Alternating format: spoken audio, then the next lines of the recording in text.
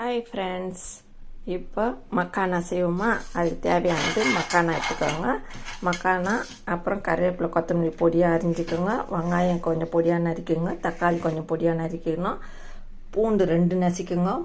உப்பு, மிளகாத்தூள், கரம் மசாலா எடுத்துக்கணும். கொஞ்சமாக ஓம்பொடி, கொஞ்சமாக காரா பூந்தி எடுத்துக்கோங்க ஃப்ரெண்ட்ஸ். இப்போது கடாய் வச்சு இதில் கொஞ்சமாக நெய் ஊற்றி இந்த மக்கானாவை வறுத்துக்கலாம் ஃப்ரெண்ட்ஸ். நல்லா வறுத்துக்கோங்க.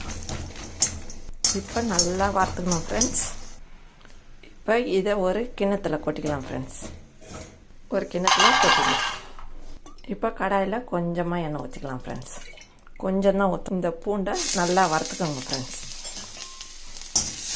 நல்லா வறுத்துட்ட உடனே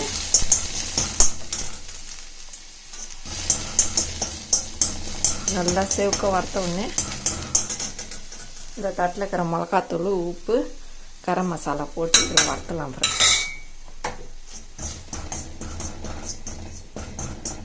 இதை மக்கானால் போட்டு இதை ஒரு கிண்ணத்தில் மாற்றிக்கலாம் ஃப்ரெண்ட்ஸ்.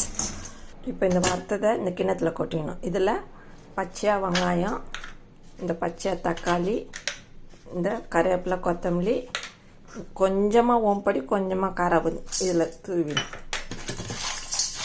டேஸ்டியான எம்மியான மக்கான் ரெடி. இந்த வீடியோ பிடிச்சிருந்தால் லைக் பண்ணுங்கள், ஷேர் பண்ணுங்கள், சப்ஸ்கிரைப் பண்ணுங்கள். Tata, bye bye. மீண்டும் நாளை சந்திப்போம்.